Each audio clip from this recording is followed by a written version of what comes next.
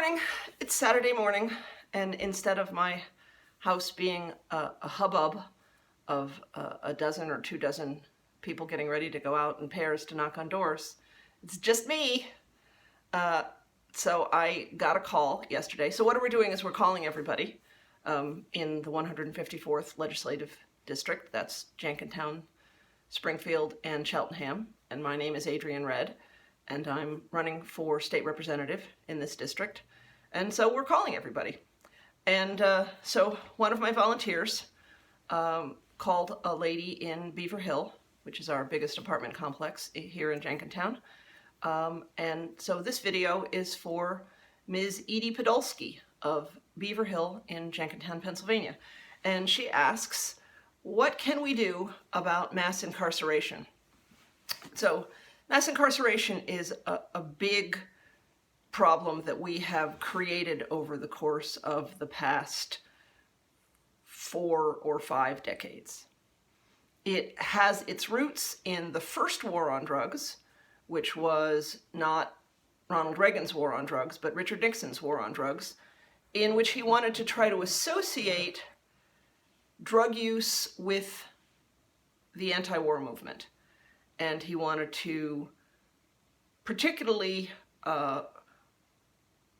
racially twist and pervert the way that people were arrested and convicted of drug use, even very mild drugs that should be legal, like adult cannabis. And this was done for political reasons. It was done to discredit, to criminalize blacks and put in people's minds the idea that blacks are inherently criminal, and to show this through the war on drugs. There are now audio tapes that have been released that proves that this is true. And this was meant to associate those criminalized people with the other protesters of the Vietnam anti-war movement. So it was very specifically a political agenda. There's a second war on drugs, which the war on drugs should be called the racist war on civil rights. Then that was the one that was perpetrated by Ronald Reagan, and to some extent Nancy Reagan, with instruments like mandatory minimum sentences, where the power to make a decision in an individual case of was often drug possession or drug possession in combination with a weapon, but sometimes it was completely nonviolent.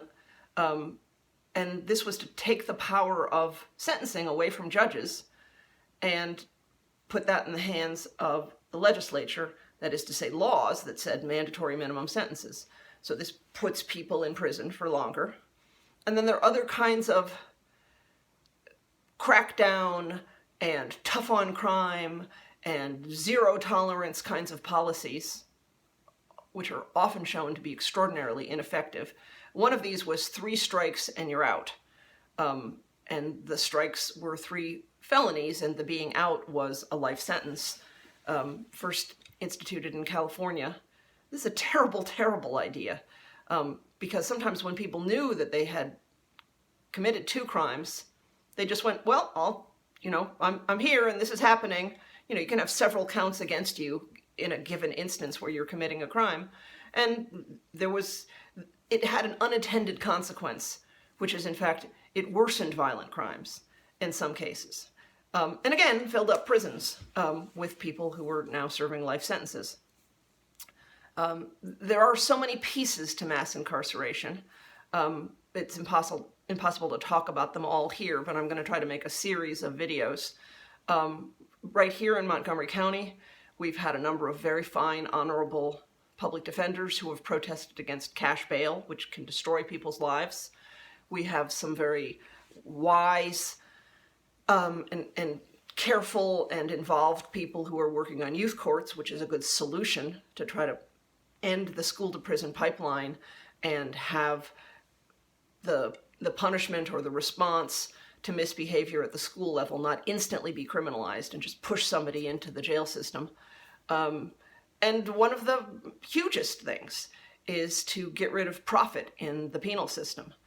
Follow the money. We should always follow the money. if somebody is profiting off of juvenile punishment facilities or prisons, they are going to be a political force that pushes for more people being in prisons, which, by the way, you're paying for. I'm paying for. It's a tremendous waste of money. So that's a beginning of a conversation. I'm very interested in what you have to say. Send me a message through Facebook. Put April 28th, which is primary election day, on your calendar, and reach out to volunteer to call other voters, or just ask a totally different question, and I'll make you a video. My name is Adrienne Redd. I hope you'll give some consideration to voting for me on April 28th. Thanks.